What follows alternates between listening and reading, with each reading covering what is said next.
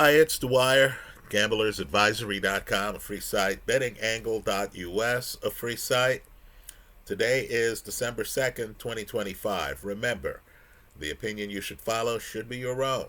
Just consider this video to be a second opinion from a complete stranger online.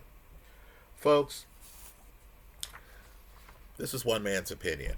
I don't want anyone to confuse what I'm about to say with gospel or with the public consensus, right? I believe that you want to break with the public. If you're right, you'll collect a bounty. If you're wrong, you'll be on the losing side of the play. NFL, right now, we're futures bettors. Why futures? Because rather than a minus 110 on a point spread play, I'd rather pick a team that if they hit, I'm getting a multiple, right? 5 to 1, 10 to 1, 20 to 1, right? And I also want the opportunity to win even when I'm losing. So, let's say I have both sides of the play in a playoff game because I got the teams at different times during the year on futures. I want to be able to hedge the play, multiply winnings, and stuff like that. In other words, if I got a team at 20 to 1 in the middle of the season and they're in the playoffs and I have them playing a team that I got at 30 to 1, then I want to be able to say, okay, great. I have the winner of this game. I believe it's going to be the team that I got at 20 to 1. Let me increase the play here, knowing that if that play doesn't hit, I'm on the 30 to 1 side as well. So, with that in mind, and looking at teams right now, folks, the Green Bay Packers are unbelievably positioned right now. Right? They're not leading their division. The Chicago Bears are. Right? Number one, I don't think the Bears, with their first-year head coach, I don't think the Bears match up well with Green Bay. I think Green Bay is the better team objectively. Number two, believe it or not, Green Bay, and I know if you analyze strength of schedule, many services are telling you Green Bay has one of the toughest strengths of schedules, right? Folks, Green Bay, who's beaten Detroit twice, gets to play Chicago twice from here. Right, folks, you got to be kidding me. Just on the head-to-head, Green Bay can make up the distance between it and the division leader. And Green Bay is playing great football. You just saw them beat Detroit in Detroit, which is hard to do. Let me say this too. In addition to playing Chicago twice, Green Bay plays the Denver Broncos. Folks, take advantage of Denver's ridiculous record right now. Right? Bo Nix is good. As a second-year quarterback, he's not that good. Right? The defense is really the calling card for the Denver Broncos. You understand, even if Denver's favored, Denver's not going to score enough points to put the game away. The opponent can stay close to Denver. Right? I'd take Jordan Love and Matt LaFleur all day over Bo Nix and Sean Payton. Right? Believe it or not, those are the tough games Green Bay's supposed to have. Green Bay has a game against Minnesota. That's a win. Right? Sometimes you can set your franchise back years by making the wrong decision at quarterback.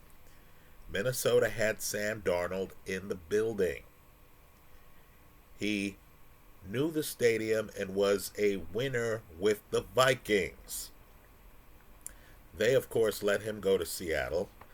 They roll the dice on J.J. McCarthy. I'll just say this diplomatically. When you watched Michigan play 2 years ago, didn't you think the offensive line was dominant and the rushing attack was dominant? Right? J.J. McCarthy is the opposite of Shedeur Sanders. Shedeur Sanders shows up at Colorado, has no offensive line, right? He's there looking downfield. The team had been losing badly before he gets there.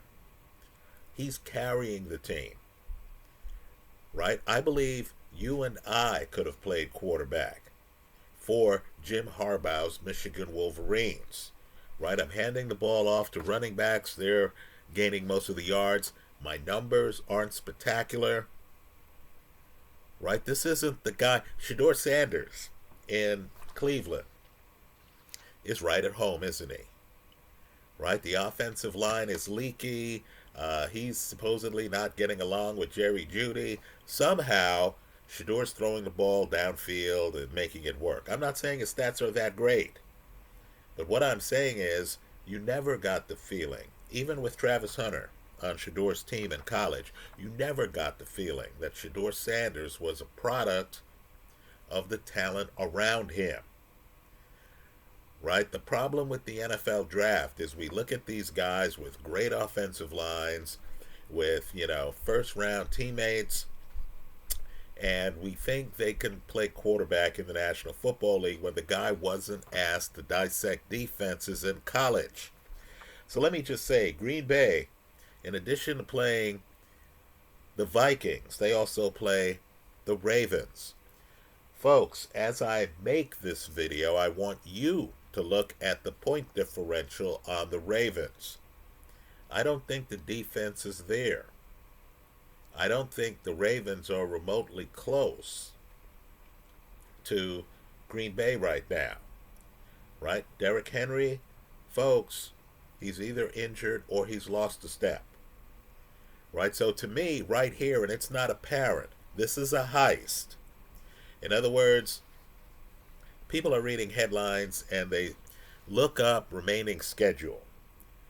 And they see Green Bay having among the toughest remaining schedules. Why? Because they played 2 games against the division leader, the Bears. Right? Then you look at it and you realize, whoa, the Bears are in their division. They know the Bears. Caleb Williams is a second-year quarterback. His head coach is a first-year head coach. Right? You look at the margin of victory that the Bears have been getting, the margins of victory, and they're thin. Right? Many of these Bear games are coin flips. Right? Then you see the Bears living off fumble recoveries and stuff like that. And let's just say, I believe strongly in Green Bay. That's a team to look out for. Now let's talk about a team that's imploding.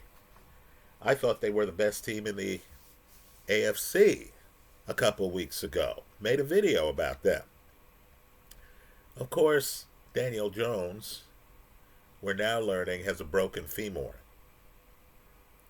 We're noticing that Jonathan Taylor can be stopped. In other words, a team can key on him and take him out of the game. Right now, all of that said, Indy should have beaten KC. Right? Indy still has a lot of talent. But just understand, they play the Seahawks. Oh. I believe the Seahawks are one of the 2 best teams in the league. They play the 49ers. Now, I think the 49ers don't have the legs to go the distance. Right? But just understand, the 49ers, have won a lot of games. The Super Bowl is going to be played in San Francisco. They're looking at the possibility of hosting a home game in the Super Bowl. Let's remember 2 years ago, they were in the Super Bowl. Right? Push that to OT against Kansas City. Right? Kyle Shanahan, one of the league's best coaches.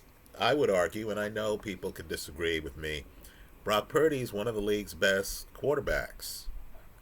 Right now, I don't believe in San Francisco because I see injuries all over the place.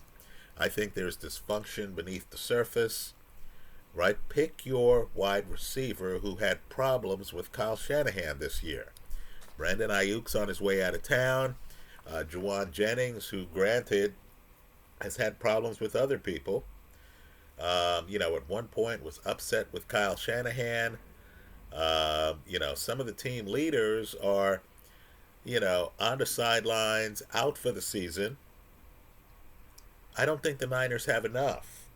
But I will say, in a regular season game against a fading Indiana, maybe they do. You got 2 games against the Jacksonville Jaguars. The secret to Jacksonville, in my opinion, is its defense. Also, Trevor Lawrence, the thing with a volatile quarterback is that there are going to be days where he's awful. But then there are going to be days where Trevor Lawrence can pilot the plane, right? Indy has 2 games against Jacksonville. Folks, this is in division. Jacksonville sees a path to take over the division. And of course, you have one of the biggest secrets in football, the Houston Texans. Let's take a moment to talk about them. I think this could also be a heist, but just understand, they play KC in KC this week. That's the game of the week. Right, folks? If they beat KC in KC, be afraid. Be very afraid. Right? Because, quite frankly, this Houston team has a Super Bowl level defense. Right? Just understand that Houston, one of their games is against LA. This is one of their tough games. The Chargers, and it's against LA in LA. Justin Herbert saw this defense in last year's playoffs, and he fell apart. Right, just fell apart. Look at the stats from last year's playoff game. Houston beat up the LA Chargers. One of the secrets with Justin Herbert is that while he's one of the best athletes at the position, while he's extremely accurate, while he has a strong arm, this is a guy who, like Sam Darnold, can get shaken in the first half and have it affect him the rest of the game. Right? So, let's just say Houston, and we're talking about teams where you're getting long odds, right? Just understand that Houston plays against the Raiders, that's a win. Plays against the Cardinals, that's a win. If they beat KC, their tough games are supposed to be Indy, a team that's fading, and the LA Chargers.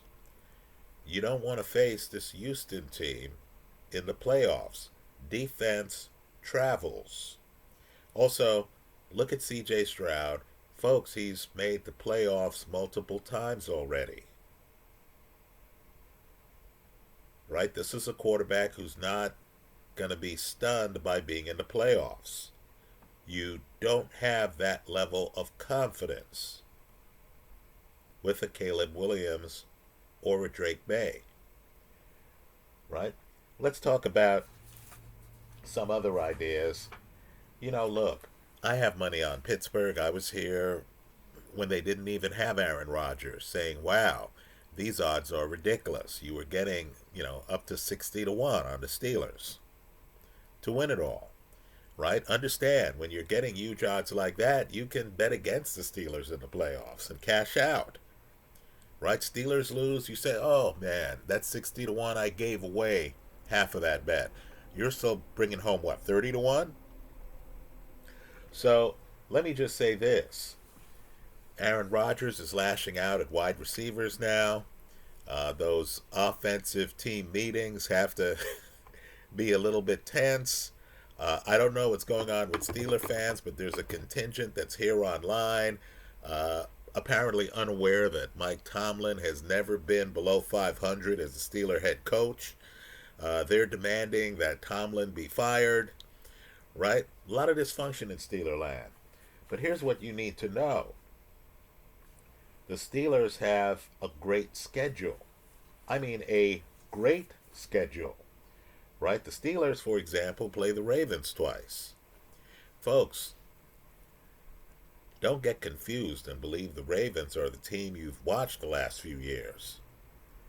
They're not that good right now, right? The Steelers, to me, because of schedule and because their division, the AFC North, has underperformed, right? At the start of the year, weren't we all thinking, gee, this division's going to be tough?